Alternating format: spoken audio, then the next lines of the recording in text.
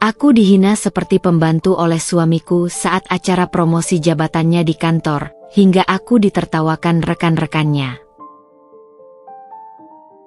Halo Bunda, semoga Bunda semuanya dalam keadaan sehat dan bahagia ya. Sebelum masuk ke ceritanya, jangan lupa like, komen dan subscribe channel ini ya. Selamat menonton. Udara pagi itu terasa berbeda. Biasanya, aku terbangun dengan suara alarm ponsel yang nyaring, segera disusul dengan rutinitas membangunkan Mas Fikri, menyiapkan sarapan, dan memastikan seragam kerjanya sudah tersetrika rapi sebelum ia berangkat. Namun hari ini, aku terbangun lebih awal, jantung berdegup kencang tanpa alasan yang jelas. Matahari belum sepenuhnya muncul, cahaya jingga lembar menyelinap lewat celah gorden kamar, menerpa wajahku yang masih diselimuti rasa kantuk. Aku menghela napas panjang, mencoba menenangkan diri. Mungkin ini hanya kegelisahan biasa. Tapi kemudian, telepon genggamku bergetar di atas meja samping tempat tidur. Aku menggapainya dengan setengah mata masih terpejam. Jari-jariku menari di atas layar untuk mengambil pesan yang baru saja masuk. Pesan itu dari Mas Fikri. Aku mengerutkan kening. Dia biasanya tidak pernah mengirim pesan di jam segini. Apalagi saat kami masih berada di bawah satu atap. Kecurigaanku langsung muncul. Jangan-jangan ada sesuatu yang tidak beres. Aku membuka pesan itu dengan jari gemetar. Besok ada acara promosi jabatanku di kantor. Kamu harus datang. Tidak ada kata, tolong. Tidak ada kalimat manis seperti, aku ingin kamu ada di sana untukku. Hanya perintah singkat, seolah aku adalah salah satu bawahannya yang harus mematuhi perintah tanpa bertanya. Aku menatap layar ponsel lebih lama dari yang seharusnya, mencoba mencerna makna di balik pesan itu. Selama 5 tahun pernikahan kami, Mas Fikri hampir tidak pernah mengajakku ke acara kantornya. Bahkan saat ada acara resmi sekalipun, ia selalu punya alasan. Itu cuma untuk karyawan saja. Atau, kamu kan tidak kenal siapa-siapa di sana, nanti malah bikin tidak nyaman. Aku selalu mengiyakan, meskipun sebenarnya ada sedikit luka di hati. Tapi kali ini, tiba-tiba saja ia mengundangku. Aku memutar tubuhku ke arahnya, mencoba membaca ekspresinya. Tapi Mas Fikri sudah bangun dan berdiri di depan cermin, mengikat dasinya dengan rapi, wajahnya sama sekali tidak menunjukkan emosi apapun. Acara penting? Tanyaku, mencoba menyelipkan nada santai dalam suaraku. Ia hanya mengangguk singkat. Ya, aku dapat promosi jadi kepala divisi. Acaranya besok siang. Pakai baju yang bagus. Lagi-lagi, tidak ada diskusi. Tidak ada tanya pendapatku, apakah aku bisa datang atau tidak. Hanya instruksi. Aku mengatupkan bibirku, menahan diri untuk tidak mengeluarkan kata-kata pedas. Seharusnya aku senang, bukan? Suamiku baru saja dipromosikan, dan untuk pertama kalinya, ia mengizinkanku hadir dalam momen penting karirnya. Tapi mengapa rasanya seperti ada sesuatu yang tidak beres? Aku menarik napas dalam-dalam. Oke, aku akan datang. Ia bahkan tidak menoleh. Hanya berbalik badan dan berjalan keluar kamar, meninggalkanku sendiri dengan segudang pertanyaan yang bergelayut di pikiran. Aku menatap langit-langit kamar, mencoba menenangkan detak jantungku yang masih tidak karuan. Ada sesuatu yang tidak ia katakan. Aku bisa merasakannya. Tapi apa? Apakah ini hanya kekhawatiran berlebihan dari seorang istri yang terlalu lama diabaikan? Atau memang ada sesuatu yang sedang ia rencanakan? Aku tidak tahu. Tapi satu hal yang pasti, besok, aku akan datang ke acara itu. Dan aku akan melihat dengan mataku sendiri, apa sebenarnya yang ingin diperlihatkan oleh Mas Fikri padaku. Matahari sudah tinggi ketika aku akhirnya memutuskan untuk beranjak dari tempat tidur.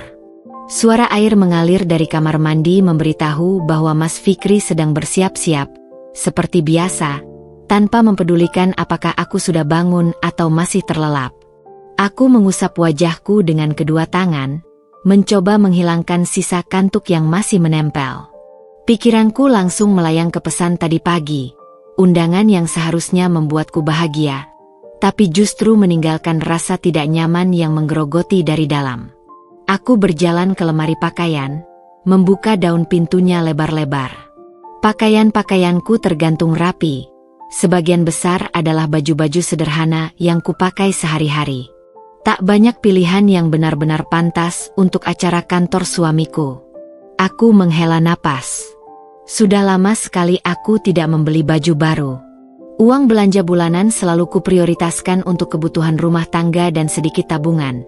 Sementara Mas Fikri lebih sering menghabiskan gajinya untuk keperluan pribadi, jam tangan baru, makan di restoran mahal bersama rekan kerjanya, atau pakaian bermerek yang menurutnya penting untuk image-nya di kantor. Jari-jariku mengelus bahan sebuah dress hitam sederhana yang sudah kumiliki sejak sebelum menikah. Masih bagus, tapi mungkin terlalu polos untuk acara resmi. Aku menggeleng. Tidak, aku harus terlihat sempurna besok. Bukan untuknya, tapi untuk diriku sendiri. Aku tidak mau ada yang meremehkanku, apalagi di depan rekan-rekan kerjanya.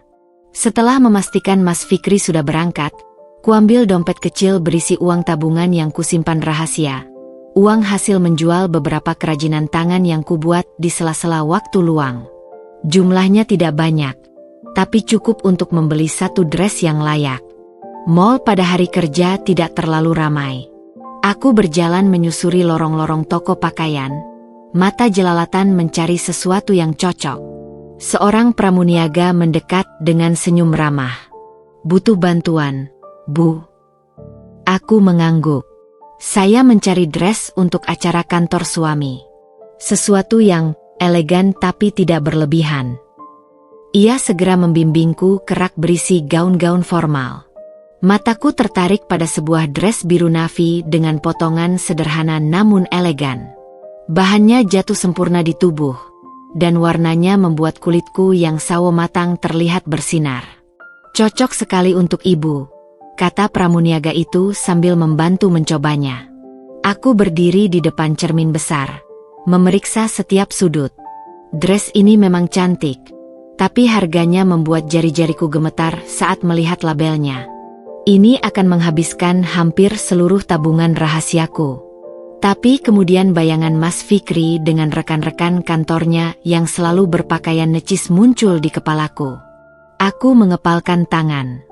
"Saya ambil ini," kataku dengan suara lebih tegas dari yang kuduga. Sepanjang perjalanan pulang, bungkusan berisi dress biru itu terasa berat di tanganku. Bukan karena berat fisiknya, tapi karena segala pertanyaan yang terus menghantuiku. Mengapa tiba-tiba Mas Fikri menginginkanku hadir? Apakah ini pertanda ia mulai menghargaiku? Atau ada alasan lain? Sampai di rumah, ku gantung dress itu di belakang pintu kamar. Aku berdiri lama menatapnya, seperti menantikan jawaban dari selembar kain biru yang bisu. Besok akan menjadi hari yang penting, entah untuk kebanggaan atau kekecewaan. Dan aku, dengan dress biru baruku, akan siap menghadapi apapun yang terjadi. Malam itu, saat Mas Fikri pulang, ia bahkan tidak memperhatikan bungkusan yang sengaja kutaruh di tempat terbuka. Ia langsung masuk ke ruang kerjanya, sibuk dengan ponselnya seperti biasa. Aku hanya bisa menatapnya dari balik pintu yang terbuka sedikit, memendam segala pertanyaan yang mungkin tak akan pernah terjawab. Tapi besok, aku berjanji pada diriku sendiri, apapun yang terjadi, aku akan berdiri tegak. Tidak lagi menjadi Dinda yang selalu dipandang sebelah mata. Tidak lagi. Kursi di barisan depan terasa dingin menusuk melalui bahan dress biru yang kupakai. Tanganku berkeringat, erat menggenggam tas kecil di pangkuanku. Suara riuh rendah percakapan memenuhi ballroom hotel mewah tempat acara ini digelar. Aku melirik ke sekeliling, mencoba mengenali wajah-wajah asing yang mungkin adalah rekan kerja Mas Fikri. Beberapa pasangan duduk dengan anggun di samping suami mereka, tertawa ringan sambil sesekali melontarkan pandangan penilaian ke arahku. Aku menarik napas dalam-dalam, berusaha menenangkan degup jantung yang tak karuan. Panggung di depanku dihiasi backdrop besar bertuliskan, PT Sentosa Jaya, promosi penghargaan karyawan. Lampu sorot yang terlalu terang membuat silau, tapi aku tak berani mengalihkan pandangan. Setiap kali seseorang naik ke panggung untuk menerima penghargaan, telapak tanganku mulai berkeringat lagi. Kapan Mas Fikri akan dipanggil? Tiba-tiba, seorang wanita berdiri di sampingku. Kamu istri Fikri, ya? Suaranya nyaring, terdengar jelas di antara gemuruh suara sekitar. Aku mengangguk kaku. Iya, saya Dinda. Oh, matanya menyorot tajam, dari ujung kepala sampai ujung kaki. Fikri sering cerita tentang kamu. Ada sesuatu dalam nada bicaranya yang membuat perutku mual. Sebelum sempat kutanyakan maksudnya, suara pembawa acara menggelegar melalui pengeras suara. Dan sekarang, untuk promosi jabatan sebagai Kepala Divisi Pemasaran, mari kita sambut Bapak Fikri Aditya. Gemuruh tepuk tangan mengisi ruangan. Aku ikut bertepuk tangan dengan antusias. Wajahku berseri-seri melihat suamiku berjalan dengan percaya diri menuju panggung. Dress biruku tiba-tiba terasa sangat sempurna. Mungkin aku salah sangka. Mungkin hari ini akan menjadi hari istimewa bagi kami berdua. Mas Fikri berdiri di belakang mimbar mikrofon. Matanya menyapu ruangan. Ketika pandangannya menemukanku, ia tersenyum. Dadaku berdebar lebih kencang. Pertama-tama, terima kasih kepada manajemen dan semua rekan-rekan yang telah mendukung karir saya selama ini. Suaranya lantang, penuh karisma. Aku tersenyum bangga. Tiba-tiba nada bicaranya berubah. Tapi tentu saja, kesuksesan seorang pria tidak lepas dari dukungan wanita di belakangnya. Tanganku yang sedang memegang ponsel untuk memotretnya tiba-tiba kaku. Dan hari ini, istri saya Dinda hadir di sini. Ia menunjuk ke arahku. Beberapa pasang mata langsung menatapku. Mungkin kalian penasaran, seperti apa sih istri yang mendukung suaminya? Suasana menjadi hening sejenak. Aku tersenyum nervous, tidak tahu harus bereaksi seperti apa. Yah, di rumah Dinda ini. Ia membuat jeda dramatis, senyum licik muncul di wajahnya. Kerjaannya cuma masak, bersih-bersih, nyetrika baju saya. Pokoknya persis seperti pembantu. Tawa meledak di seluruh ruangan. Beberapa orang bahkan menepuk paha mereka, terbahak-bahak. Wanita yang tadi berbicara padaku menyeringai, berkata pada temannya, "Nah, kan, aku bilang juga." Dunia seakan berhenti berputar. Suara tawa itu seperti pisau belati yang menusuk-nusuk telingaku. Dress biru yang tadi terasa sempurna sekarang terasa seperti bungkus plastik yang menyesakan. Aku melihat ke sekeliling. Semua orang tertawa. Beberapa melirikku dengan pandangan menyayangkan. Mas Fikri masih terus berbicara, menambahkan lelucon-lelucon lain tentang kebodohanku dalam mengatur keuangan, tentang masakanku yang kadang terlalu asin, tentang betapa aku tidak pernah mengerti pekerjaannya. Setiap kalimat diikuti gelak tawa yang semakin keras. Aku tetap duduk tegak, tidak menangis, tidak berlari keluar. Bibirku terkunci dalam senyum tipis yang sudah kupelajari bertahun-tahun untuk menyembunyikan luka. Tapi di dalam, sesuatu telah patah. Ketika Mas Fikri turun dari panggung dengan wajah penuh kemenangan, tepuk tangan riuh mengiringinya. Ia melirik ke arahku, mungkin mengharapkan aku tersenyum bangga padanya. Tapi yang ia dapatkan adalah tatapan dingin dari sepasang mata yang tiba-tiba bisa melihat dengan sangat jelas. Suaminya bukanlah pria hebat yang selalu dibanggakan. Ia hanya seorang pengecut yang perlu merendahkan istrinya sendiri untuk mendapat pengakuan dari orang lain.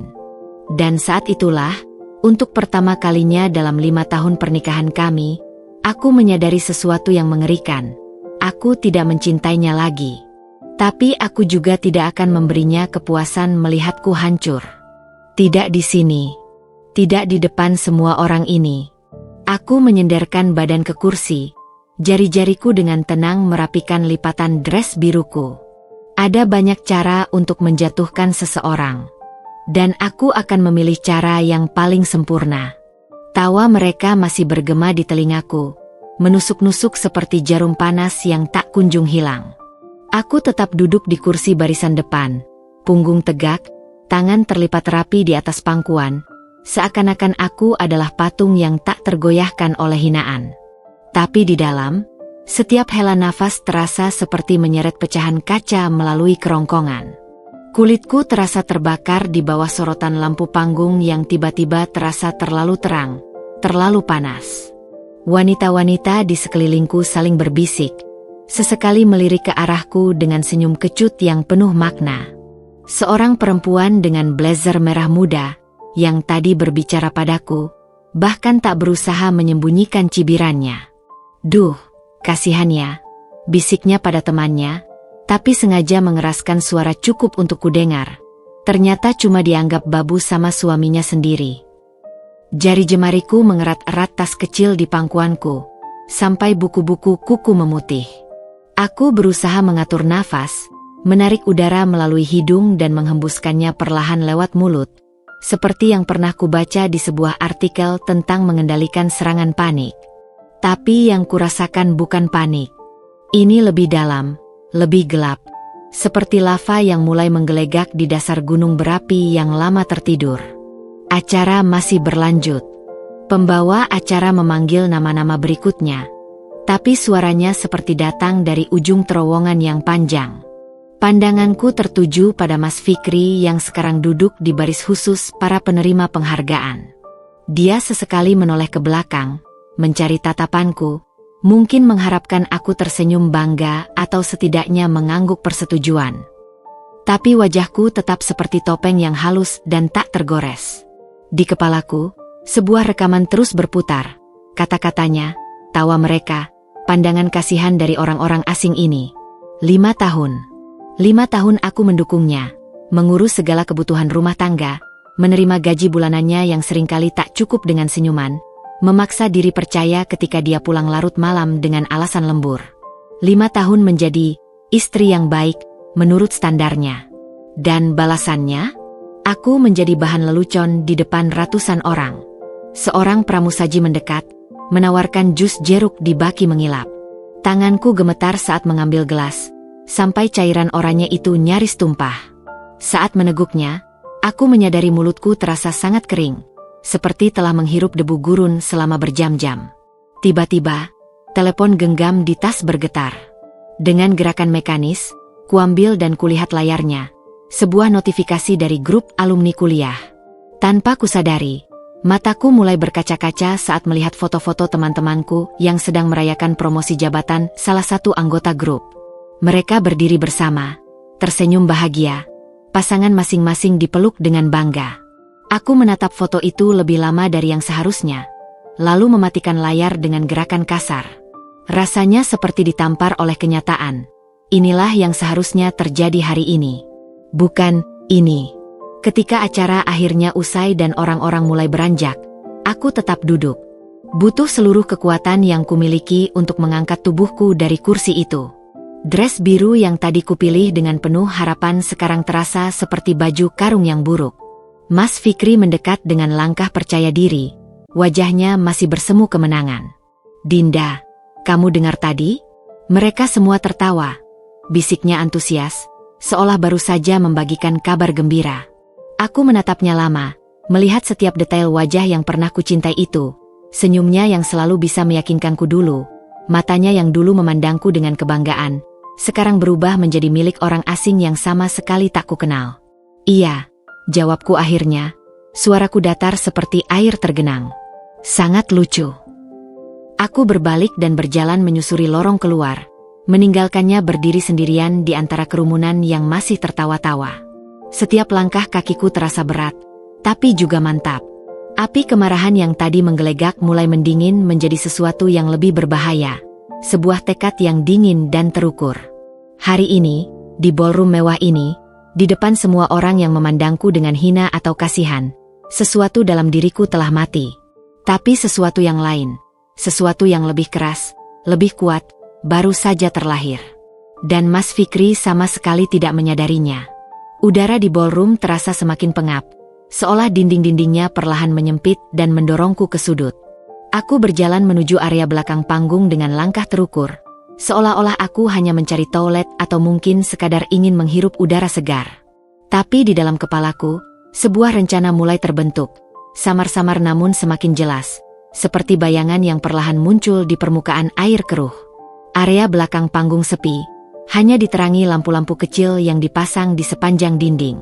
Suara riuh rendah dari para tamu yang masih bersosialisasi terdengar sayup-sayup, seperti suara ombak dari kejauhan. Di sini, aku menemukan apa yang kucari, sebuah tangga kecil yang digunakan untuk akses kru ke bagian belakang panggung. Tangga itu terbuat dari logam, dan ketika ku sentuh permukaannya, terasa sedikit lembab oleh kondensasi udara dingin dari AC. Aku berdiri di sana selama beberapa detik yang terasa seperti abadi, memandangi tangga itu dengan tatapan kosong. Di kepalaku, suara Mas Fikri masih bergema. Dinda ini seperti pembantu. Diikuti oleh gelak tawa mereka, tawa yang menusuk, tawa yang merendahkan, tawa yang mengubah 5 tahun pernikahanku menjadi lelucon pahit. Dari meja kecil di sampingku, terdapat beberapa botol air mineral yang disediakan untuk panitia. Tanganku meraih satu botol tanpa pikir panjang. Airnya terasa dingin di telapak tanganku yang berkeringat.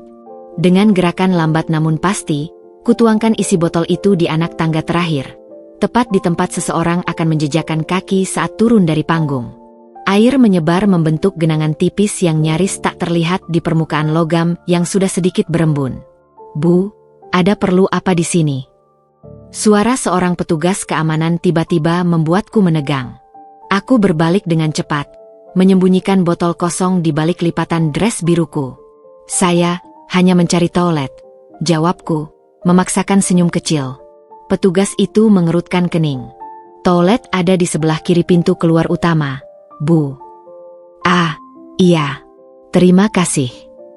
Aku berjalan menjauh dengan langkah tenang, tapi jantungku berdebar kencang seperti drum perang. Setelah memastikan petugas itu sudah pergi, aku mengambil posisi di sudut yang cukup jauh untuk tidak mencurigakan, tapi masih bisa melihat tangga itu dengan jelas. Tak lama kemudian, Mas Fikri muncul dari balik tirai panggung, masih dengan senyum puas di wajahnya. Ia berbicara dengan 2 koleganya, sambil sesekali tertawa, mungkin masih membahas leluconnya tadi. Mereka berjalan menuju tangga. Detik-detik itu terasa seperti adegan film yang diperlambat. Kaki Mas Fikri melangkah ke anak tangga pertama, kedua, lalu yang ketiga. Anak tangga yang basah itu. Kakinya menginjak permukaan licin. Untuk sepersekian detik, tubuhnya terhentak. Wajahnya berubah dari percaya diri menjadi kebingungan, lalu ketakutan. Tangannya meraih pegangan, tapi sudah terlambat. Aduh! Suara benturan keras menggema di area belakang panggung. Mas Fikri jatuh terduduk dengan gaya yang tidak elegan sama sekali. Pantatnya menghantam lantai dengan keras, sementara satu kakinya masih tersangkut di tangga dalam posisi aneh. 2 koleganya yang berdiri di belakangnya terlihat bingung antara ingin menolong atau menahan tawa. "Fikri, kamu baik-baik saja?" tanya salah satunya. Suaranya gemetar karena berusaha menahan senyum. Aku melihat dari kejauhan, bibirku terkunci rapat untuk menahan reaksi apapun.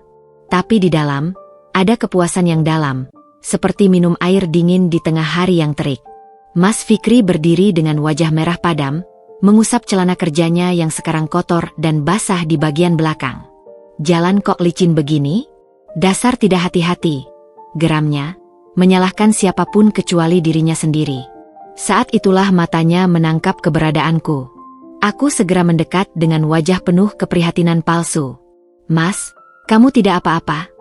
tanyaku. Suara penuh perhatian yang kuhiasi dengan sentuhan kepanikan yang meyakinkan. Dia melirikku kesal. "Tadi kamu lihat aku jatuh?" Aku menggeleng. "Tidak, Mas. Aku baru datang." "Duh, celanamu." Ia menghela napas kesal. "Ini celana mahal, Dinda. Sekarang rusak karena kelalaian panitia." Aku mengangguk simpatik, sambil diam-diam menikmati setiap detik kekacauan ini. "Iya, Mas. Kadang hidup memang tidak terduga," kataku lembut, dengan senyum tipis yang hanya bisa ku mengerti maknanya. Dia tidak menyadarinya, tentu saja. Tidak menyadari bahwa ini baru permulaan.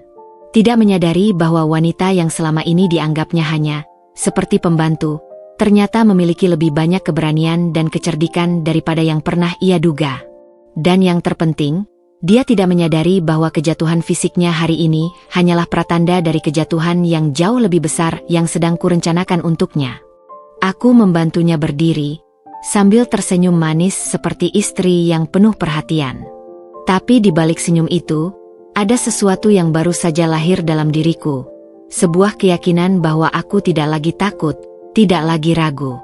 Hari ini, di ballroom mewah ini, di depan semua orang yang telah menertawakanku, aku baru saja menemukan kekuatanku yang sebenarnya. Dan Mas Fikri? Dia baru saja mengambil langkah pertama menuju kejatuhannya yang sesungguhnya. Mobil meluncur pelan dalam kesunyian malam yang pekat, hanya diterangi oleh lampu jalan yang sesekali menyorot wajah Mas Fikri yang masih merah oleh amarah. Aku duduk di sampingnya, kedua tangan terlipat rapi di atas pangkuan, menatap lurus ke depan melalui kaca depan yang mulai berkabut oleh embun malam. Suara mesin mobil yang halus hampir tidak terdengar di antara ketegangan yang menggantung berat di dalam kabin. Panitia benar-benar tidak profesional. Gerutunya untuk kesekian kalinya sejak kami meninggalkan venue. Jari-jarinya mencengkeram setir dengan erat sampai buku-buku tulangnya menonjol putih. Mereka bahkan tidak memastikan area panggung aman untuk dilalui. Aku mengangguk perlahan, memainkan peran istri yang simpatik dengan sempurna. Iya, Mas. Mereka seharusnya lebih berhati-hati.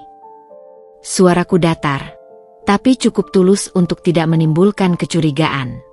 Dia melirikku sekilas, matanya menyipit seperti mencoba membaca pikiranku. Kamu tidak melihat apa-apa tadi? Tidak ada yang menumpahkan air di tangga. Jantungku berdegup sedikit lebih kencang, tapi wajahku tetap tenang. Aku sedang mencari toilet ketika itu terjadi. Mas, kenapa? Tidak ada. Ia menghela napas panjang, kembali menatap jalan. Hanya saja rasanya terlalu kebetulan. Aku tidak pernah ceroboh seperti itu. Sebuah senyum kecil nyaris muncul di bibirku. Oh, tapi kau memang ceroboh, Fikri. Sangat ceroboh sampai tidak menyadari bahwa istrimu yang selama ini kau anggap tidak berarti ternyata mampu membalas dendam dengan cara yang paling sederhana sekaligus paling memalukan. Kami tiba di rumah, sebuah rumah yang selama ini ku bersihkan, ku pelihara, ku jaga dengan sepenuh hati, tapi yang kini terasa asing bagiku. Mas Fikri langsung melepas sepatunya dengan kasar, meninggalkannya berserakan di tengah jalan masuk seperti biasanya. Sebelum berjalan ke kamar mandi tanpa sepatah kata pun. Aku memungut sepatunya satu persatu, menyimpannya di rak dengan gerakan lambat. Setiap tindakan rutin yang biasa kulakukan dengan ikhlas sekarang terasa seperti ritual yang penuh makna. Aku menyentuh permukaan sepatu kulit mahal itu, mengingatkan diriku bahwa uang untuk membelinya berasal dari gaji yang sebagian seharusnya menjadi hakku sebagai istri. Suara air mandi dari kamar mandi menggema di rumah yang sunyi. Aku berjalan ke dapur, menuangkan segelas air untuk diriku sendiri. Tangan-tanganku tidak gemetar lagi. Rasa malu yang tadi membara di ballroom telah berubah menjadi sesuatu yang lebih dingin, lebih terukur, seperti baja yang ditempa dalam api kemarahan. Ketika Mas Fikri keluar dari kamar mandi, tubuhnya masih menebar uap panas dan bau sabun mahal yang selalu dipakainya. Aku lapar, katanya singkat, melemparkan handuk basah ke keranjang cucian, tanpa peduli bahwa handuk itu jatuh di lantai. Dulu, aku akan segera bergegas memanaskan makan malam yang sudah kusediakan. Malam ini, aku mengambil waktu sedikit lebih lama dari biasanya, memastikan setiap gerakanku terhitung. Makan malam sudah di meja. Mas, kataku tenang saat akhirnya menghidangkan makanan yang sudah kuhangatkan. Dia duduk di meja makan, mulai menyantap makanannya tanpa mengucapkan terima kasih. Mataku tertuju pada tangannya yang memegang sendok, tangan yang sama yang tadi menunjukku di depan semua orang, mengolok-olokku. "Besok ada rapat penting," ujarnya tiba-tiba di antara suapan. "Pastikan kemeja biru muda sudah disetrika." Aku mengangguk. "Baik, Mas." Tapi dalam diam, sebuah keputusan besar telah kuambil. Aku akan menyetrika kemejanya. Tentu saja. Aku akan terus melakukan semua tugas rumah tangga seperti biasa. Aku akan tetap menjadi istri yang baik di matanya. Sampai saatnya tiba. Sampai aku yakin bahwa kejatuhannya hari ini hanyalah permulaan dari kehancuran total yang sedang kurencanakan dengan sangat hati-hati. Malam itu, saat Mas Fikri sudah terlelap dengan pulas, masih menggerutu sesekali dalam mimpi tentang kejadian memalukannya, aku terbaring terjaga, menatap langit-langit kamar yang gelap. Rasa sakit dan kemarahan yang tadi kusimpan rapat-rapat akhirnya bisa kulepaskan dalam kesunyian. Sebuah tetes air mata mengalir pelan di pelipisku, tapi ini adalah air mata terakhir yang akan kutumpahkan untuknya. Besok, dan hari-hari setelahnya, aku tidak akan lagi menjadi Dinda yang diam. Aku akan menjadi arsitek kejatuhannya sendiri. Dan yang terindah adalah, dia bahkan tidak akan menyadarinya sampai semuanya sudah terlambat. Malam-malam setelah acara promosi jabatan berlalu dengan sunyi yang tegang, seperti udara sebelum badai. Aku menjalani rutinitas rumah tangga dengan wajah tanpa ekspresi. Tangan-tanganku menyelesaikan setiap tugas dengan presisi mesin. Menyetrika kemejanya, menyiapkan sarapan, membersihkan rumah. Sementara pikiranku bekerja tanpa henti merancang langkah berikutnya. Mas Fikri, yang terlalu sibuk dengan dirinya sendiri, tidak menyadari perubahan halus dalam sikapku. Baginya, aku tetap Dinda yang penurut, yang bisa diabaikan begitu saja. Suatu Jumat malam, Mas Fikri pulang lebih larut dari biasanya. Aku sudah terbiasa dengan janji, lembur, yang semakin sering terjadi belakangan ini. Tapi malam ini ada sesuatu yang berbeda. Begitu masuk, ia langsung melemparkan jas kerjanya ke sofa dengan gerakan kasar. Wajahnya merah oleh sesuatu yang lebih dari sekadar kemacetan. Bau alkohol samar menguar dari napasnya, bercampur dengan wewangian yang terlalu manis, parfum yang pasti bukan milikku. "Aku mandi dulu," gumamnya, berjalan sempoyongan ke kamar mandi tanpa memandangku. Ponselnya terjatuh dari saku celana, mendarat di karpet dengan bunyi gedebuk yang tumpul. Aku berdiri membeku, menatap benda kecil itu seperti ular berbisa yang siap menerkam. Selama ini, aku tidak pernah memeriksa ponselnya. Bukan karena tidak ingin, tapi karena tidak pernah merasa perlu.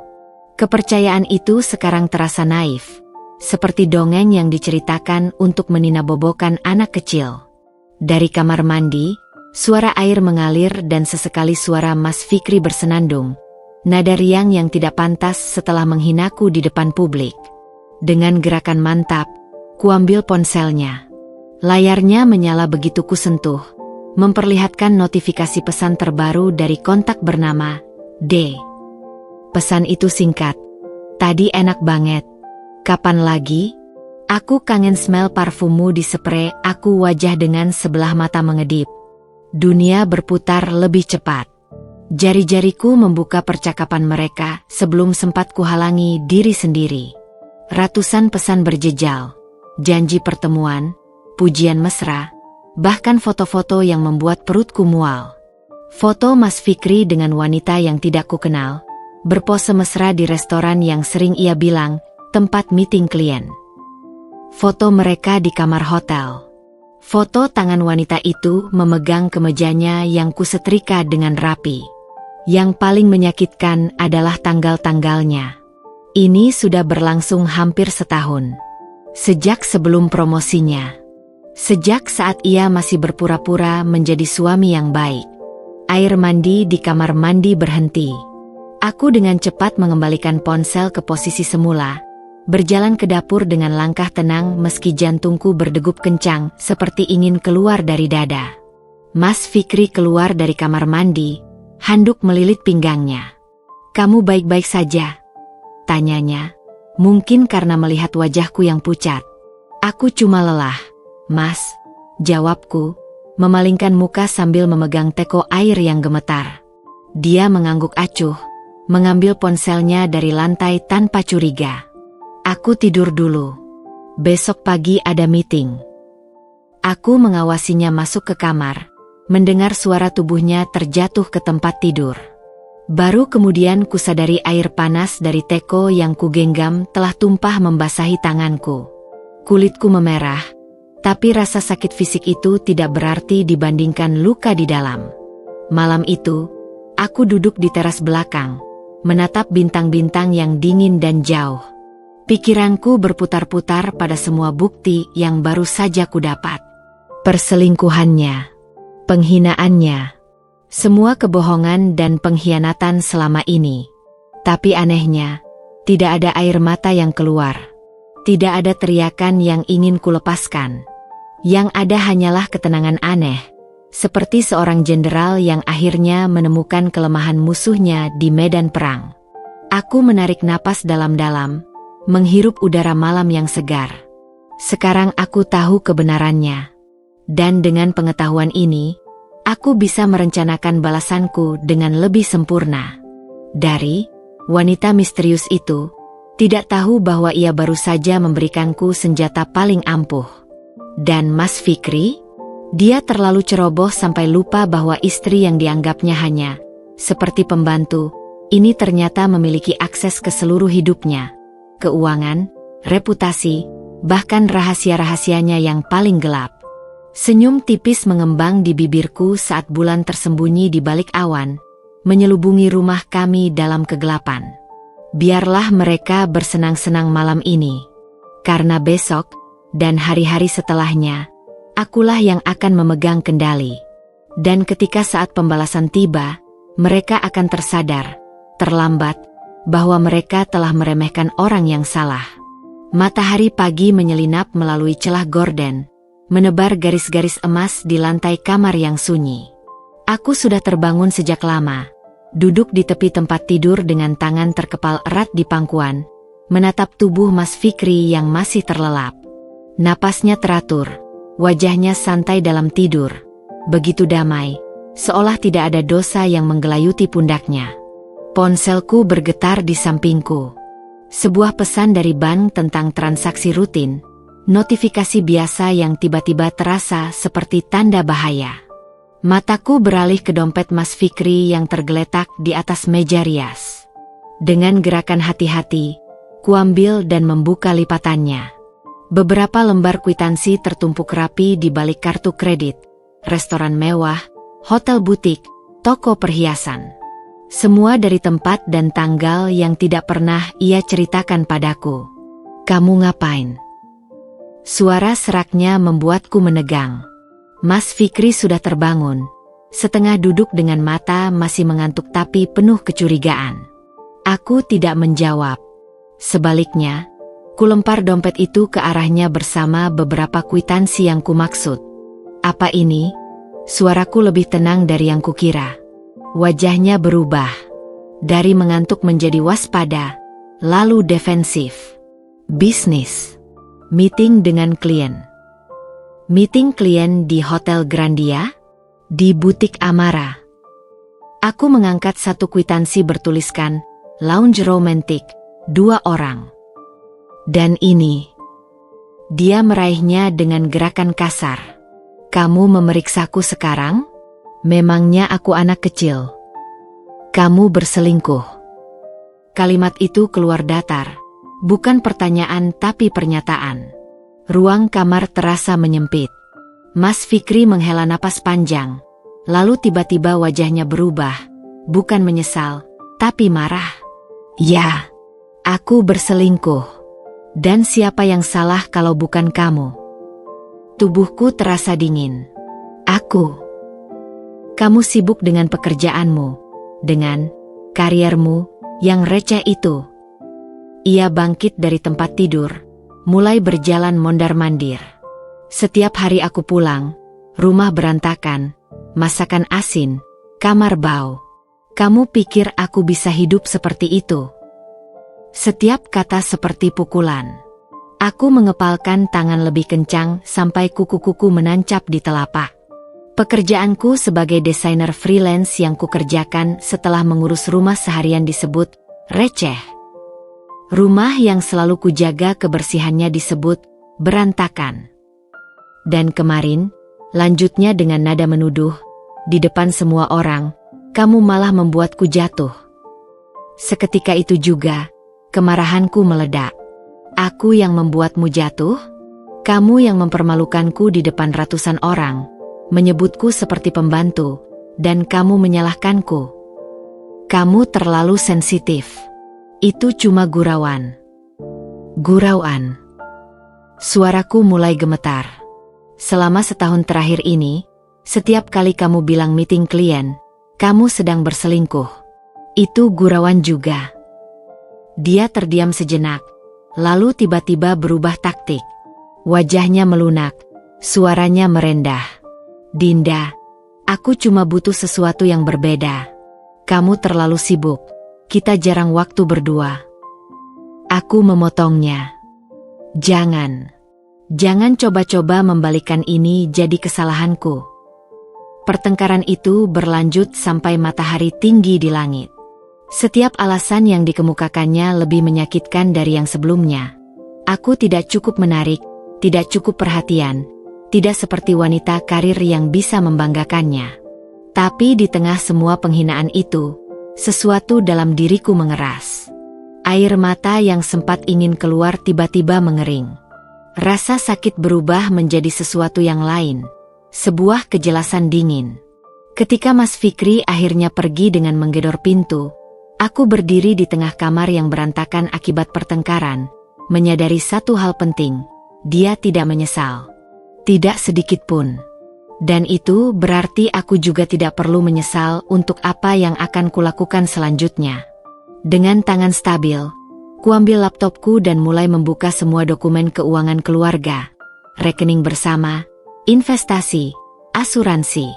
Semua yang selama ini kubiarkan sepenuhnya di bawah kendalinya. Senyum tipis mengembang di bibirku saat sebuah rencana mulai terbentuk di kepalaku. Jika dia ingin bermain api, maka aku akan pastikan dia yang terbakar. Babak baru dalam pernikahan kami baru saja dimulai. Dan kali ini, akulah yang memegang kendali. Malam itu, setelah pertengkaran yang mengoyak sisa-sisa ilusi pernikahan kami, rumah terasa sunyi secara tidak wajar. Aku duduk di lantai kamar kerja kecil yang biasa kugunakan untuk proyek desain freelance, dikelilingi oleh tumpukan dokumen dan layar laptop yang memancarkan cahaya biru pucat di kegelapan. Suara keyboard yang kutekuk dengan cepat adalah satu-satunya bunyi yang memecah kesunyian, seiring dengan detak jam dinding yang tak henti-hentinya berdetak, mengingatkanku bahwa waktu terus berjalan, dan aku tidak boleh menyia-nyiakannya. Layar demi layar terbuka di hadapanku, rekening bank bersama, riwayat transaksi kartu kredit Mas Fikri, bahkan akun media sosialnya yang selama ini kupikir tidak aktif. Ternyata, di balik ketidakpeduliannya terhadap teknologi, ada kehidupan digital yang cukup aktif dengan nama samaran. Foto-foto dengan perempuan yang kukenal sebagai D, dari pesan singkat itu bertebaran di akun Pinterest pribadinya, terselip di antara koleksi desain interior dan gambar mobil mewah. Aku menyimpan setiap bukti dengan metodikal precision, screenshot, download, backup di beberapa tempat berbeda. Satu folder rahasia di cloud, satu flash disk yang kusimpan di tempat aman, bahkan satu set printout yang kuselipkan di balik bingkai foto pernikahan kami yang sudah berdebu. Ironi terasa pahit di lidah, bukti pengkhianatannya tersimpan aman di balik senyum kami yang dipaksakan dalam bingkai mahal itu. Tiba-tiba, sebuah email masuk membuatku terkesiap. Dari bank, mengenai pengajuan kredit yang tidak kuketahui. Aku membukanya dengan jari yang sedikit gemetar. Ternyata Mas Fikri telah mengajukan pinjaman besar atas nama kami berdua minggu lalu, menggunakan rumah sebagai jaminan. Nilainya membuat mataku berkedip, hampir 500 miliar. Untuk apa? Pencarian lebih dalam mengungkap kebenaran yang lebih pahit. Ada beberapa transaksi mengalir ke akun developer apartemen premium di kawasan bisnis. Apartemen yang jelas bukan untuk kami, karena alamatnya berbeda. Mungkin untuk D? Atau mungkin ini persiapan untuk meninggalkanku? Angin malam berdesir melalui jendela yang terbuka sedikit, membuat bulu kuduku berdiri. Tapi bukan karena dingin, melainkan karena realisasi mengerikan yang tiba-tiba menyergapku. Selama ini aku berfokus pada dendam kecil, pada pembalasan yang bersifat personal dan emosional. Tapi apa yang di hadapanku sekarang jauh lebih besar. Sebuah pengkhianatan finansial yang bisa menghancurkan hidupku sepenuhnya jika tidak kuhadapi dengan kepala dingin. Aku meminum tegukan air putih yang sudah hangat, mencoba menenangkan pikiran. Di dinding depan, bayanganku terpantul samar-samar di kaca jendela. Seorang perempuan dengan rambut acak-acakan, mata berkantung tapi penuh tekad. Perlahan, sebuah rencana mulai terbentuk di kepalaku, lebih matang dan terstruktur dari sekadar membuatnya jatuh dari panggung. Pertama, perlindungan finansial. Aku harus memisahkan aset-aset yang bisa kuselamatkan sebelum terlambat. Tabungan kecil hasil kerjaku sebagai freelancer harus segera dipindahkan. Kedua, bukti. Tidak hanya bukti perselingkuhannya, tapi juga bukti penyalahgunaan keuangan keluarga. Ketiga, dukungan hukum. Aku perlu berkonsultasi dengan pengacara perceraian terbaik yang bisa kubayar. Diam-diam tentu saja. Dan yang terpenting, kesabaran. Aku tidak bisa terburu-buru. Setiap langkah harus dihitung. Setiap gerakan harus tepat sasaran. Dari luar, terdengar suara mobil memasuki garasi. Mas Fikri pulang. Dengan beberapa klik cepat, aku menutup semua dokumen dan menyembunyikan flash disk di balik laci rahasia yang kubuat sendiri di balik lemari buku. Ketika pintu depan terbuka, aku sudah berada di dapur, pura-pura menyiapkan teh seperti istri yang penuh perhatian. Wajahnya merah oleh alkohol, matanya berbinar dengan kemenangan kecil yang tidak ku ketahui. "Kamu masih bangun?" tanyanya, melemparkan kunci mobil ke meja dengan bunyi keras. Aku tersenyum, senyum palsu yang sudah mulai kukuasai dengan sempurna. "Aku buatkan teh, Mas, biar tidak mabuk besok pagi." Dia mengangguk puas, tidak menyadari bahwa di balik sikap penurutku, sebuah rencana besar sedang disusun. Ketika dia menenggak teh itu dengan gegabah, mataku tertuju pada jam dinding. Tik, tok, tik, tok. Waktu terus berjalan. Dan permainanku baru saja dimulai. Pagi itu, mentari bersinar terik melalui jendela kantor pos, memantulkan bayanganku yang samar di kaca pembatas teller. Aku menatap cek kertas di tanganku. Nilainya tidak besar, tapi cukup untuk memulai langkah pertamaku. Uang hasil jerih payahku selama ini sebagai desainer freelance, yang selama bertahun-tahun kusimpan rahasia dalam rekening atas nama ibuku. Kini saatnya memindahkannya ke tempat yang lebih aman. "Mohon tanda tangan di sini, Bu," ujar petugas teller dengan senyum profesional. Tanganku bergerak lincah menorehkan tanda tangan, tidak seperti jantung yang berdegup kencang bagai genderang perang. Ini baru langkah kecil. Mentransfer dana ke rekening baru yang seluruhnya atas namaku sendiri, tapi rasanya seperti melangkah ke medan pertempuran.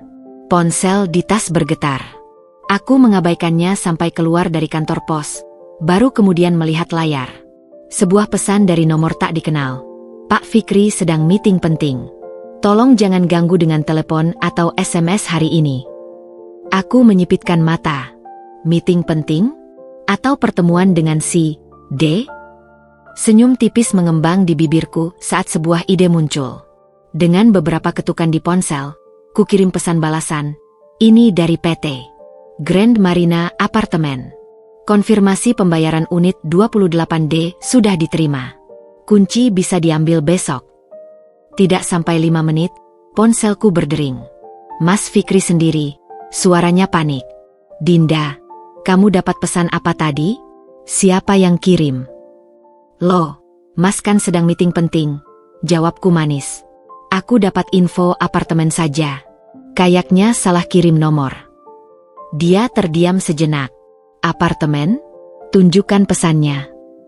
Aku berpura-pura kebingungan, mengulangi isi pesan dengan sedikit perubahan detail. Suaranya semakin panik, sampai akhirnya memutuskan telepon dengan kasar. 3 jam kemudian, ketika aku sedang memeriksa dokumen di notaris, ponselku berdering lagi. Kali ini dari kantor Mas Fikri. "Bu Dinda, ini Pak Hendra dari HRD. Mohon maaf mengganggu, tapi ada yang ingin kami konfirmasi." Suaranya terdengar tidak nyaman. Apakah Bapak sedang ada urusan dengan proyek apartemen? Kenapa, Pak? Tanyaku polos. Ada email anonim mengklaim Bapak menerima suap pengadaan tanah untuk proyek apartemen. Manajemen sedang investigasi. Aku berpura-pura shock, bahkan menyumpah serapah pada orang tidak bertanggung jawab yang berani menjelekkan nama suamiku. Tapi begitu telepon berakhir, senyumku melebar. Satu perangkap kecil telah bekerja. Email anonim itu tentu saja kukirim sendiri, dengan bukti transaksi mencurigakan yang kutemukan di dokumennya. Tidak cukup untuk menjatuhkannya, tapi cukup untuk membuatnya panik. Sore itu, Mas Fikri pulang lebih awal dengan wajah pucat. Ada yang aneh, gumamnya sambil melemparkan tas kerja ke sofa. Seseorang menyebar fitnah ke kantor. Fitnah apa, Mas? Aku menghidupkan teko air, menyiapkan teh seperti biasa. Dia menggeleng. Omong kosong tentang proyek apartemen. Aku harus ke kantor besok pagi untuk klarifikasi. Air matanya tiba-tiba muncul. Air mata buaya yang kurecok Nize dengan mudah setelah bertahun-tahun mengenalnya. Dinda, kalau sampai karirku hancur. Aku duduk di sampingnya, menepuk punggungnya dengan lembut. Tenang, Mas. Pasti ada yang iri dengan promosi kamu. Tapi dalam diam, hatiku bersorak. Ini baru permulaan. Ketika malam tiba dan Mas Fikri terlelap karena stres, aku membuka laptop dan memeriksa email baru. Sebuah balasan dari pengacara yang kuhubungi diam-diam minggu lalu. Berdasarkan dokumen yang ibu berikan, kami memiliki dasar kuat untuk gugatan cerai dengan pembagian harta 70-30 menguntungkan ibu. Khususnya setelah menemukan transaksi tidak sah ini.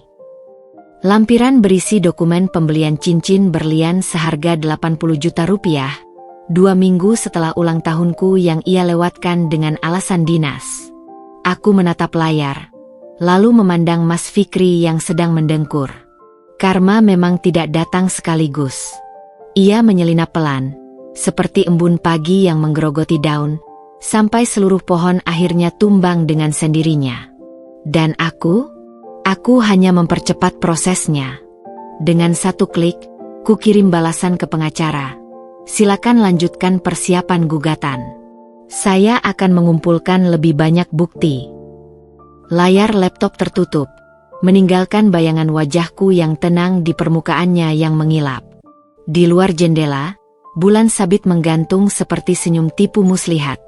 Senyum yang sama yang kini menghiasi bibirku.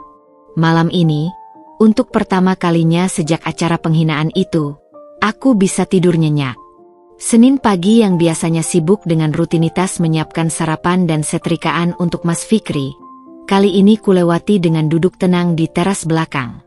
Secangkir kopi hangat di tangan, kusaksikan matahari perlahan mengintip dari balik pagar rumah kami.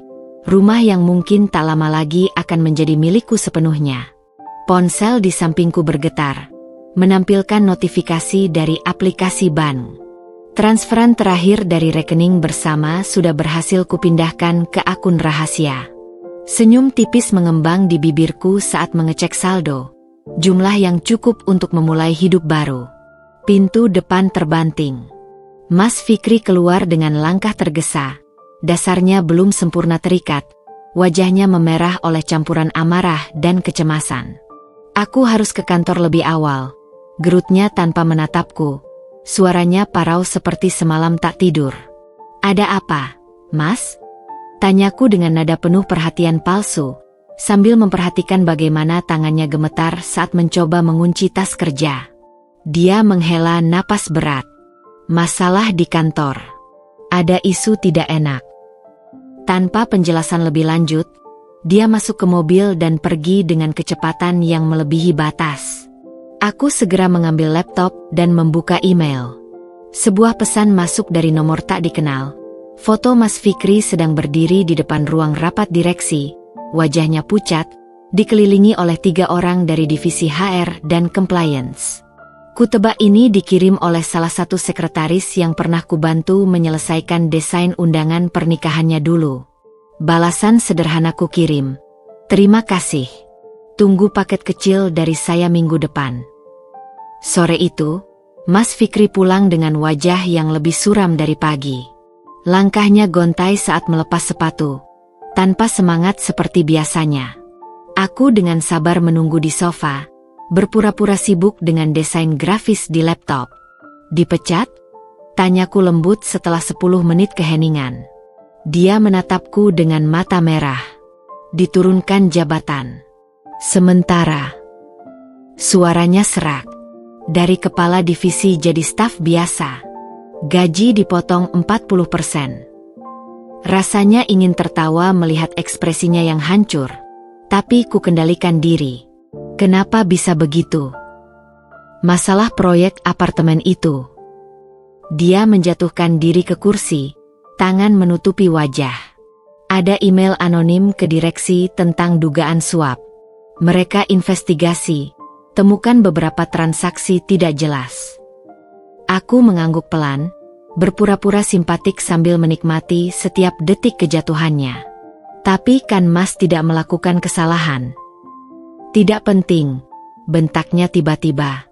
"Yang penting sekarang reputasiku hancur." Aku dikucilkan. Bahkan sekretaris saja sekarang bicara dengan nada merendahkan. Oh, betapa manisnya mendengar pengakuan ini. Persis seperti yang kurasakan setelah pidato memalukannya dulu. Karma memang bekerja dengan cara yang puitis. Malam itu, sementara Mas Fikri terlelap karena kelelahan emosional, aku membuka media sosialnya diam-diam. Akun pribadinya penuh dengan komentar pedas dari rekan kerja. Seorang kolega bahkan men-tag-nya di postingan meme tentang tikus kantor. Yang lebih menggemaskan, si D ternyata sudah menghapus semua foto mereka berdua dan mengubah nama akunnya. Dengan hati ringan, kuunggah satu persatu bukti perselingkuhannya ke folder cloud khusus, screenshot percakapan mesra, foto-foto di hotel, bahkan resip pembelian cincin berlian untuk wanita itu. Semua diatur rapi dengan tanggal dan penjelasan. Keesokan harinya, badai semakin menjadi. Sebuah panggilan dari HRD memintanya datang segera. Aku dengan setia menawarkan untuk mengantarnya, tentu saja hanya untuk menyaksikan langsung kehancurannya. Di lobi kantor yang megah itu, aku duduk tenang sambil memperhatikan bagaimana setiap orang menghindari Mas Fikri. Bahkan lift yang penuh tiba-tiba menjadi longgar ketika dia masuk. Tidak ada yang mau berdiri dekat dengannya. Wanita yang dulu menertawakanku di acara promosi jabatan, si blazer merah muda, kali ini malah memberiku senyum simpatik. "Ibu kuat ya?" bisiknya sambil lalu. Ketika Mas Fikri keluar dari ruang direksi 1 jam kemudian, wajahnya seperti mayat hidup. "Aku diskors tanpa gaji selama 3 bulan. Gumamnya dalam perjalanan pulang. Mereka bilang masih perlu investigasi lebih lanjut." Aku mengangguk, berpura-pura sedih sambil menyetir.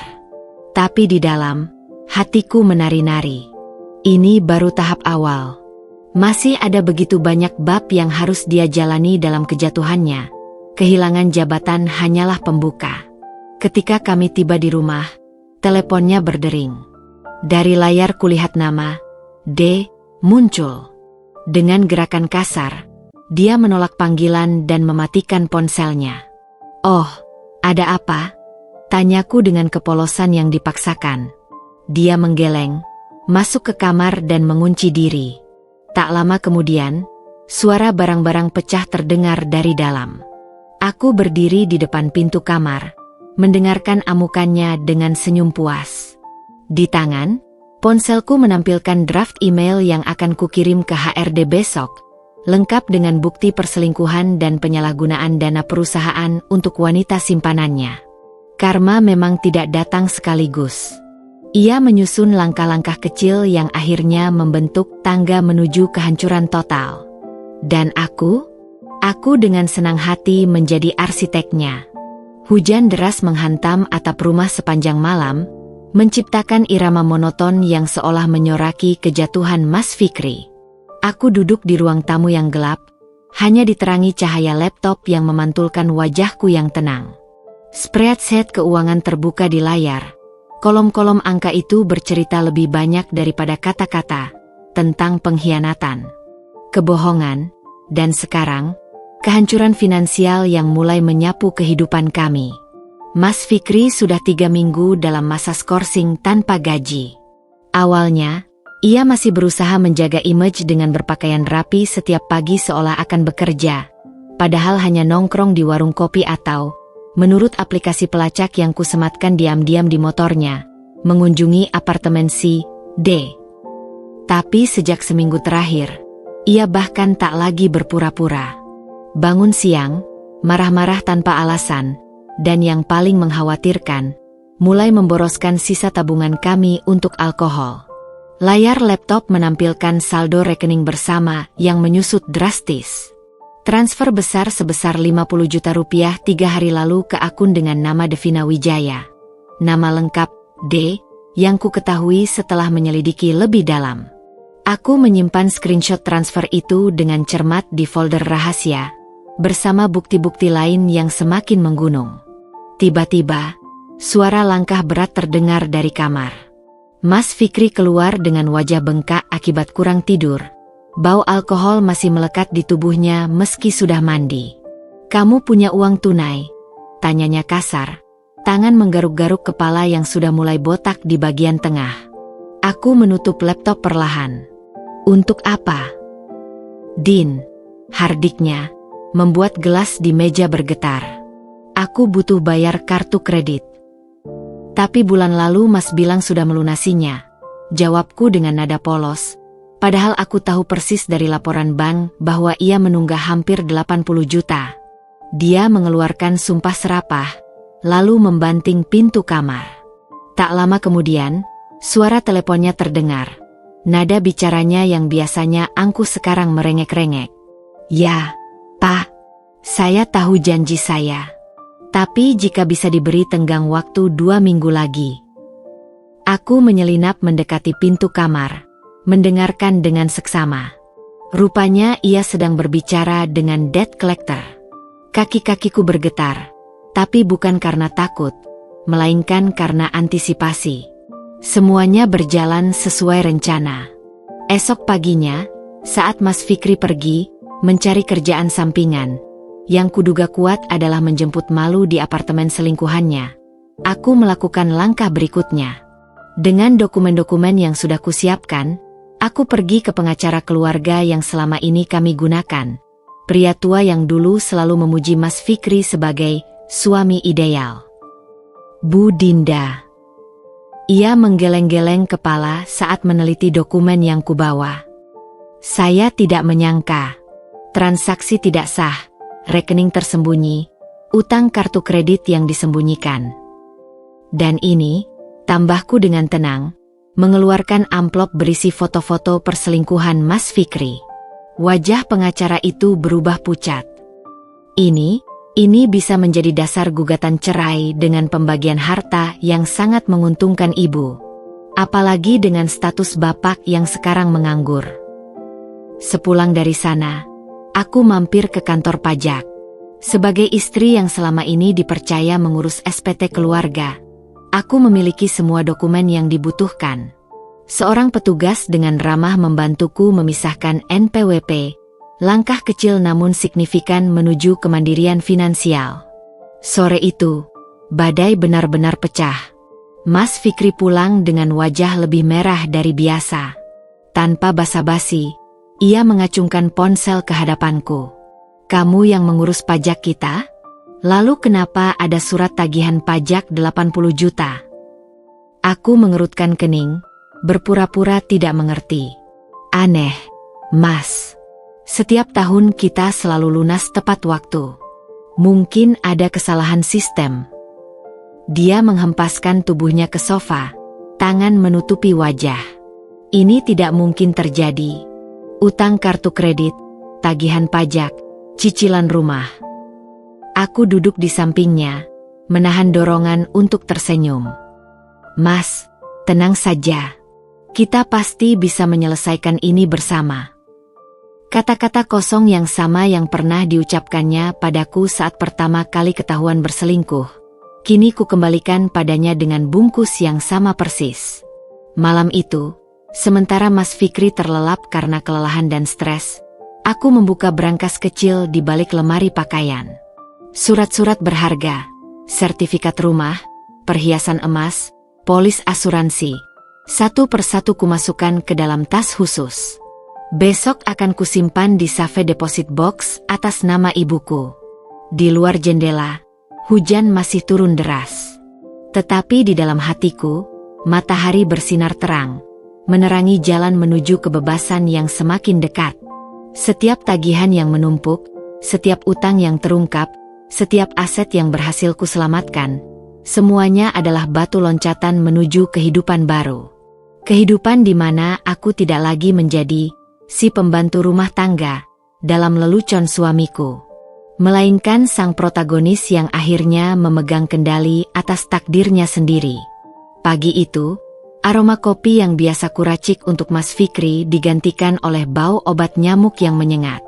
Aku duduk di teras belakang, menikmati roti panggang sederhana sambil menatap ponsel yang baru saja bergetar dengan notifikasi dari aplikasi bank. Transfer terakhir dari rekening bersama telah berhasil kusalurkan ke akun baru atas nama ibuku.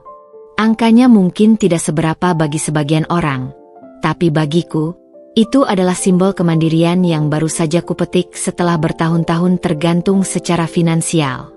Dari dalam rumah, suara bentakan Mas Fikri mengoyak kedamaian pagi. "Dinda, kamu pindahin dokumen-dokumenku." Aku menyelesaikan gigitan terakhir roti sebelum menjawab dengan suara tenang. "Tidak, Mas. Mungkin terselip di antara berkas-berkas lain." Dia muncul di pintu teras dengan wajah merah padam, rambut acak-acakan, mengenakan kaos oblong yang sudah kusam, jauh berbeda dari penampilan necis yang selalu dijaganya dulu. "Jangan main-main. Aku butuh surat-surat tanah itu sekarang." "Untuk apa?" tanyaku sambil menyeruput teh hangat, menikmati kepanikannya yang semakin menjadi. Untuk urusan kerjaan," bantahnya, tapi matanya bergerak tak menentu, tanda klasik bahwa ia sedang berbohong. Aku mengangguk perlahan, berpura-pura percaya. Sebenarnya aku tahu persis untuk apa dokumen-dokumen itu. Semalam, saat mengintai ponselnya yang tertinggal di kamar mandi, kulihat deretan pesan panik dari si D yang menuntut uang. Rupanya wanita muda itu tak setia pada Mas Fikri yang kini jatuh miskin. "Kalau tidak ketemu, mungkin bisa minta duplikat ke notaris," saranku dengan nada menolong. Dia mengutuk dalam hati sebelum berbalik dan menghantamkan pintu kamar. Suara barang-barang berjatuhan dan lemari yang digerebek terdengar jelas.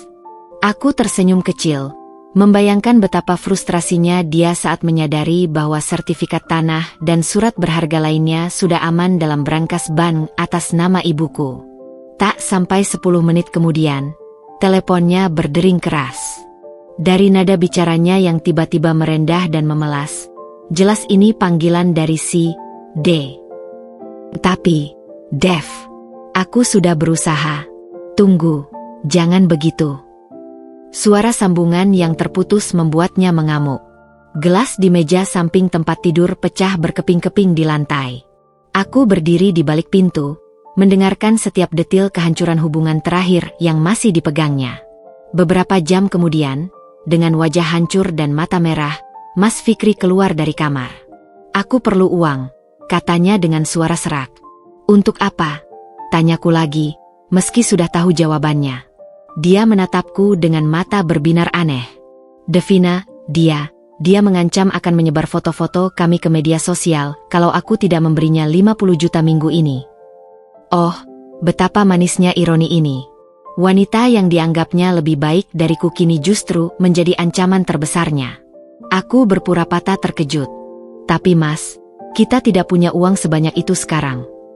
Kita bisa jual perhiasanmu, atau gadai mobil." Aku menggeleng perlahan. "Perhiasan saya yang sedikit itu sudah hilang dicuri bulan lalu, Mas. Laporan polisnya ada di laci. Dan mobil sudah dijaminkan bank untuk utang kartu kredit Mas, kan?" Wajahnya berubah pucat. Rupanya ia lupa bahwa dialah yang memaksa menggadaikan mobil bulan lalu untuk menutupi utang judi yang selama ini disembunyikan. Malam itu, sementara Mas Fikri terpaku di depan laptop mencoba mencari pinjaman online, yang semuanya akan kuhalangi dengan diam-diam, aku membuka media sosial si D. Ternyata dia sudah mulai melaksanakan ancamannya. Sebuah foto samar Mas Fikri sedang tidur tanpa baju diunggah di akun storiesnya dengan caption, pengecut dan pelit. Aku menyimpan screenshot itu dengan cermat. Ini akan menjadi senjata tambahan dalam gugatan cerai nanti. Ketika akhirnya Mas Fikri tertidur di depan laptop karena kelelahan, aku mengirim pesan singkat ke nomor D dari ponsel baru yang kubeli khusus untuk ini. Saya tahu segalanya.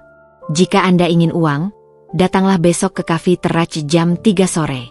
Datang sendiri. Besok akan menjadi pertunjukan yang sangat menarik.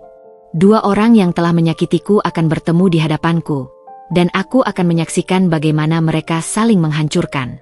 Sementara di luar, hujan mulai turun lagi, mengetuk jendela seperti tamu tak diundang yang tak henti-hentinya datang. Tapi kali ini, hujan terasa berbeda, seperti membasuh segala kepalsuan yang selama ini menutupi hidupku. Besok, setelah pertemuan itu, tidak akan ada lagi yang tersisa antara kami kecuali tumpukan dokumen perceraian dan kenangan pahit yang perlahan akan kutinggalkan. Dan untuk pertama kalinya dalam bertahun-tahun, aku bisa bernapas lega. Matahari pagi menyinari dapur dengan lembut ketika tanganku sibuk menyiapkan sarapan sederhana. Sejak skorsing tanpa gaji Mas Fikri, kebiasaan makan kami berubah drastis. Daging mahal dan buah impor diganti telur dadar dan tempe goreng. Tapi anehnya, aku justru merasa lebih bahagia dengan kesederhanaan ini. Setiap gigitan terasa seperti kebebasan kecil dari kehidupan mewah palsu yang selama ini kami jalani. Ponsel di atas meja bergetar. Sebuah pesan dari Devina, wanita yang selama ini menjadi selingkuhan Mas Fikri. Isinya pendek tapi menusuk. Kalau sampai jam 12 transfernya belum masuk, semua foto dan chat kalian akan aku upload di IG Story. Pilihan ada di tangan kamu. Aku menyimpan pesan itu dengan hati berdebar. Seminggu terakhir, aku diam-diam memantau komunikasi mereka melalui aplikasi pelacak yang kusematkan di ponsel Mas Fikri. Hubungan mereka yang dulu mesra kini berubah menjadi transaksi kotor. Devina memeras, Mas Fikri merengek. Dari kamar tidur, suara langkah berat terdengar. Mas Fikri muncul dengan wajah pucat dan mata berkantung. Bau alkohol masih melekat meski sudah mandi. Ada telepon masuk tadi pagi? Tanyanya was-was. Tidak ada, Mas. Jawabku sambil menuangkan kopi panas ke dalam cangkirnya yang sudah retak di pinggiran. Dia meremas-remas pelipisnya. Aku harus keluar sebentar. Urusan penting. Sebelum sarapan. Tidak sempat, bentaknya sambil menyambar kunci motor. Aku mengintip dari balik tirai jendela saat dia melaju dengan kasar. Tentu saja aku tahu kemana tujuannya. Ke apartemen Devina di kawasan Menteng. Semalam, saat Mas Fikri terlelap, kususupkan kartu SIM cadangan ke dalam ponselnya. Sekarang setiap percakapan mereka terekam di ponselku. Tak sampai setengah jam kemudian, dering telepon masuk. Suara Mas Fikri yang panik membuatku tersenyum. Dinda, kamu masih punya perhiasan emas? Yang simpanan darurat. Mas, perhiasanku sudah habis dijual untuk bayar utang kartu kredit bulan lalu. Jawabku dengan nada polos. Dia mengumpat kasar sebelum menutup telepon. Siang itu, sambil membereskan rumah, aku menyimak percakapan mereka melalui aplikasi penyadap. Suara Devina yang dulu manja kini dingin dan penuh ancaman. Gue nggak peduli kamu harus jual ginjal. FIK. Duit gue harus balik hari ini juga. Tapi, Dev, aku sedang kesulitan. Jangan banyak alasan. Atau foto mesra kita akan dapat banyak like di sosmed. Suara bentakan dan tangisan terdengar sebelum percakapan terputus. Malam harinya, Mas Fikri pulang dengan wajah lebih hancur dari pagi. Matanya merah, pakaiannya kusut, dan ada goresan kecil di pipi, seperti bekas cakaran. Mas, panggilku lembut. Dia terjatuh di sofa, tangan menutupi wajah. Dia benar-benar gila. Mengancam akan menghancurkan hidupku. Aku duduk di sampingnya, menahan dorongan untuk menyeringai. Siapa, Mas? Dia menggeleng, tak mampu mengatakannya. Tapi aku tak perlu penjelasan. Seluruh drama itu terekam sempurna di ponselku. ancaman Devina, rengekan Mas Fikri, bahkan suara tamparan yang terdengar jelas sebelum dia diusir dari apartemen itu. Ketika Mas Fikri akhirnya tertidur lelah di sofa, aku membuka media sosial Devina. Seperti dijanjikan, beberapa foto intim mereka sudah diunggah di akun Instagram Stories-nya. Wajah Mas Fikri yang tak sadar diri di atas tempat tidur, dengan caption menyakitkan, "Lihat nih calon suami orang, boros duit tapi pas bayar pelit. Hati-hati sama doi ya girls." Aku menyimpan setiap bukti dengan cermat. Besok pagi, saat Mas Fikri terbangun, dia akan menemukan bahwa karir, kekasih, dan harga dirinya telah hancur berantakan. Dan aku akan tetap di sini, berpura-pura sebagai istri setia yang bersedih, sambil menyiapkan dokumen terakhir untuk gugatan cerai yang akan menghancurkan sisa-sisa kehidupannya. Di luar jendela, bulan purnama bersinar terang, seolah menyoroti jalan baru yang sedang kubuka untuk diriku sendiri. Jalan yang bebas dari kebohongan, pengkhianatan, dan lelucon menyakitkan tentang pembantu rumah tangga. Besok akan menjadi hari terakhirku sebagai Dinda yang lemah. Dan aku sudah tak sabar untuk menyambut fajar itu. Pagi itu, langit Jakarta terlihat kelabu, seakan turut berduka atas kejatuhan yang sedang terjadi di dalam rumah kami. Aku duduk di meja makan, jari-jariku mengetuk permukaan kayu dengan ritme tak menentu sambil menunggu ketel air mendidih. Sudah seminggu sejak foto-foto mesra Mas Fikri dan Devina tersebar di media sosial, dan efeknya seperti domino yang jatuh beruntun.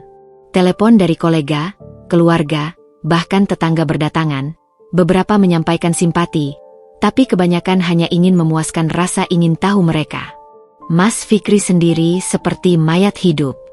Dia berkeliaran di rumah dengan piyama yang sama selama 3 hari, menolak mandi, dan hanya sesekali mengunyah makanan yang kusajikan.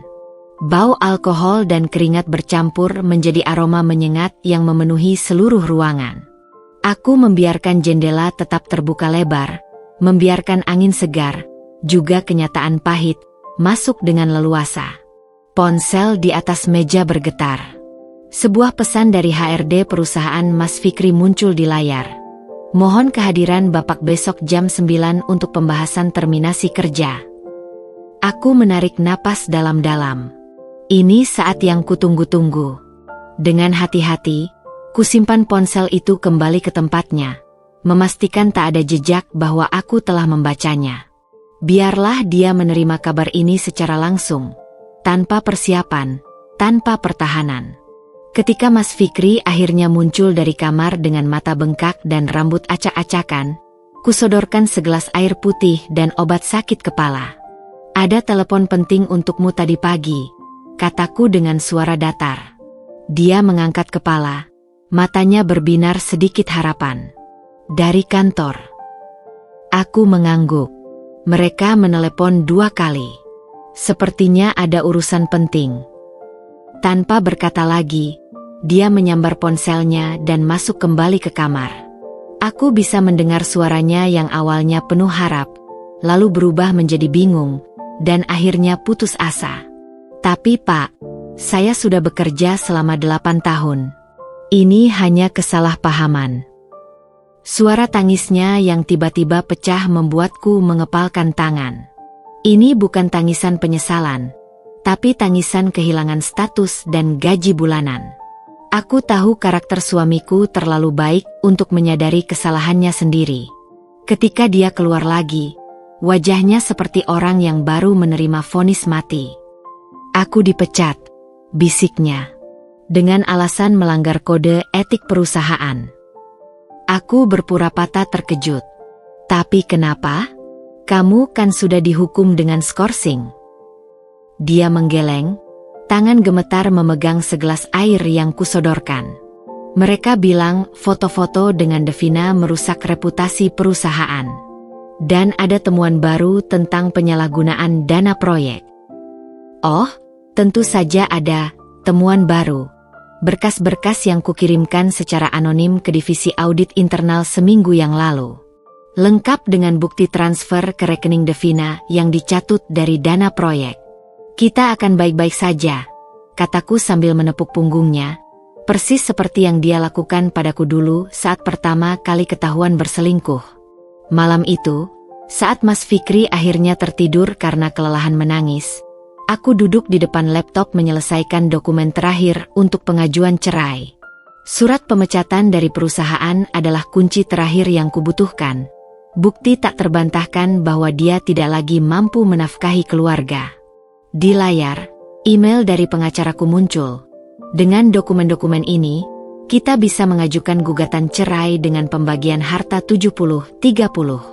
Rumah dan hak asuh sepenuhnya menjadi hak ibu.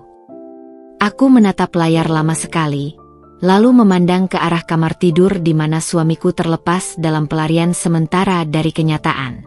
Besok, saat dia bangun, dia akan menemukan bahwa hidupnya telah berubah selamanya. Dan aku akan memberinya satu pelajaran terakhir, bahwa istri yang dianggapnya hanya seperti pembantu, ternyata mampu merancang kejatuhannya dengan presisi sempurna. Angin malam berhembus melalui jendela yang terbuka, membawa serta bau asap kota dan janji kebebasan. Besok akan menjadi hari baru bagiku, dan akhir yang pahit baginya. Pagi itu, sinar matahari menyelinap melalui celah gorden kamar dengan cara yang berbeda. Lebih terang, lebih tajam, seolah dunia luar tahu bahwa hari ini adalah hari yang istimewa. Aku bangun lebih awal dari biasanya, mandi dengan air hangat yang menenangkan, dan mengenakan blazer biru tua yang belum pernah kupakai sebelumnya. Di cermin, seorang perempuan asing menatap balik padaku, matanya berbinar dengan keyakinan yang belum pernah kurasakan dalam 5 tahun pernikahan ini. Mas Fikri masih terlelap di sisi tempat tidur. Wajahnya keriput oleh mimpi buruk yang tak kunjung usai. Sepekan terakhir sejak pemecatannya, dia seperti bayangan dari dirinya yang dulu. Mulut yang dulu begitu lancang mengolok-olokku kini terkunci rapat. Bahu yang dulu tegak sekarang membungkuk di bawah beban kegagalan. Dengan hati-hati, kuambil dokumen yang sudah kusiapkan dari laci meja rias dan memasukkannya ke dalam tas kerja kulit berwarna coklat. Hadiah untuk diriku sendiri setelah transfer terakhir dari rekening bersama berhasil kusalurkan ke akun pribadi. Di dapur, aku menyeduh kopi untuk terakhir kalinya. Aroma harumnya memenuhi ruangan kecil yang selama ini menjadi kerajaanku. Jari-jariku menari di atas meja kayu, mengetuk irama gugatan cerai yang sebentar lagi akan kusampaikan. Suara langkah berat terdengar dari lorong. Mas Fikri muncul dengan piyama yang sama selama 3 hari terakhir.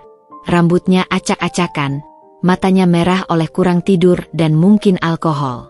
"Kamu mau pergi?" tanyanya, suara serak oleh kebingungan. Aku menyerahkan secangkir kopi hitam, tanpa gula, persis seperti yang selalu dia suka. "Kita perlu bicara, Mas." Duduk di hadapanku, dia terlihat kecil. Sangat berbeda dari pria angkuh yang berdiri di panggung dan menertawakanku di depan seluruh kantornya. Aku menarik napas dalam-dalam sebelum mengeluarkan tumpukan dokumen dari tas. "Ini adalah surat gugatan cerai," kataku dengan suara yang tenang namun tegas. "Dengan segala bukti perselingkuhan, kekerasan verbal, dan penyalahgunaan keuangan yang saya kumpulkan, pengadilan akan memutuskan pembagian harta 70% untuk saya."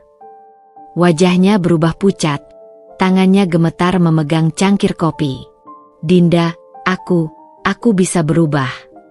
"Sudah terlambat, Mas." Ku keluarkan dokumen lain. "Ini laporan keuangan lengkap. Selama 3 tahun terakhir, kamu menyembunyikan 30% gajimu di rekening terpisah. Ini transfer ke Devina. Ini tagihan kartu kredit yang kamu sembunyikan." Dia terbatuk-batuk, seperti tersedak kenyataan yang tiba-tiba menghantamnya. "Bagaimana kamu? Aku yang selama ini kamu anggap hanya bisa masak dan bersih-bersih ternyata cukup pintar untuk melacak semuanya," selaku dengan senyum tipis. "Oh, dan rumah ini sepenuhnya akan menjadi milikku. Kamu punya waktu 2 minggu untuk mengemasi barang-barangmu." Langit di luar jendela tiba-tiba mendung, seolah ikut merasakan ketegangan di ruangan itu. Mas Fikri berdiri tiba-tiba, kursi tergeser dengan kasar. "Kamu pikir bisa mengusirku begitu saja? Aku yang membeli rumah ini." Aku menggeleng, mengeluarkan salinan sertifikat tanah dari tas. Salah. Kamu membelinya dengan uang hasil korupsi dana proyek. Lihat ini, transfer dari rekening perusahaan ke developer. Jari telunjukku menunjuk angka-angka yang tak terbantahkan. Pilihanmu sederhana.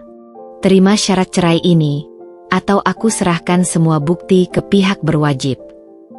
Dia terduduk kembali, seluruh energi seakan menguap dari tubuhnya. Matanya yang dulu selalu memandangku dengan merendah kini dipenuhi ketakutan. Selama ini kamu merencanakan ini semua. Aku meneguk kopiku yang sudah mulai dingin. Sejak kamu berdiri di panggung itu dan menertawakanku di depan semua orang. Kamu pikir aku akan diam saja? Kamu salah besar. Dari jendela, sinar matahari kembali muncul, menyinari wajahku yang tenang dan tubuhnya yang gemetar.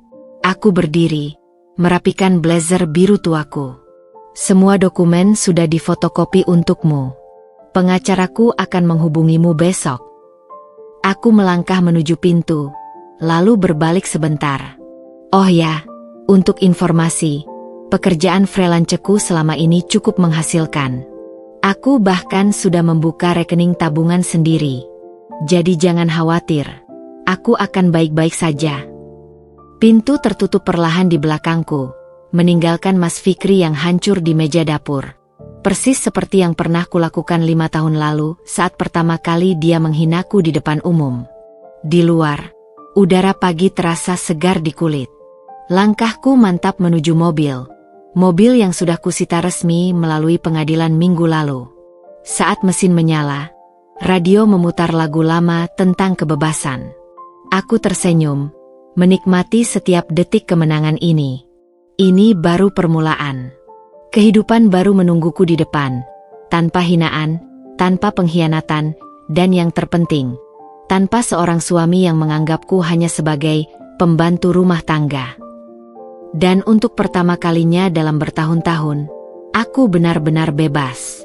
6 bulan telah berlalu sejak surat cerai resmi dinyatakan berkekuatan hukum. Aku berdiri di depan rumah kami, kini sepenuhnya milikku, menyaksikan petugas pengadilan yang sedang menyegel beberapa kotak terakhir berisi barang-barang Mas Fikri untuk dikirim ke alamat barunya.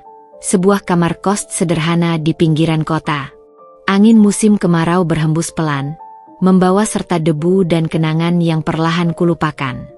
Dia sendiri tidak hadir pada hari ini.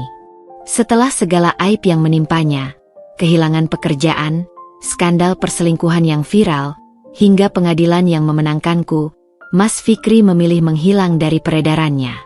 Kabar terakhir yang kudengar dari mantan koleganya, dia bekerja sebagai sales di sebuah perusahaan multilevel marketing dengan gaji yang bahkan tidak cukup untuk membayar cicilan motor bekasnya. Aku memandangi rumah yang kini sunyi, dinding-dindingnya telah kucat ulang dengan warna-warna terang yang kusuka, lantainya yang kuganti dengan keramik baru, dan ruang tamu yang kubah seluruhnya tanpa menyisakan sedikit pun jejak kehadirannya. Proses renovasi ini kulakukan perlahan. Setiap pukulan palu dan setiap sapuan kuas seolah membersihkan bukan hanya fisik rumah, tapi juga luka-luka di hati yang selama ini kubawa. Ponsel di saku bergetar. Sebuah pesan dari kantor desain tempatku sekarang bekerja penuh waktu sebagai kepala divisi kreatif. Selamat, Bu Dinda. Klien sangat puas dengan presentasi tadi pagi. Mereka menyetujui seluruh konsep dan budget. Jari jemariku yang dulu hanya terbiasa memegang alat-alat rumah tangga kini lincah membuat desain yang dihargai jutaan rupiah. Nama kecilku yang dulu hanya disebut sebagai istrinya Mas Fikri, kini dikenal di industri kreatif. Petugas pengadilan memberi hormat sebelum pergi. Semua sudah selesai, Ibu. Surat serah terima barang sudah ditandatangani. Aku mengangguk, menyerahkan amplop tipis berisi tips yang kusiapkan. Ketika truk kecil itu menghilang di ujung jalan, rasanya seperti bab terakhir sebuah buku yang akhirnya bisa kututup untuk selamanya.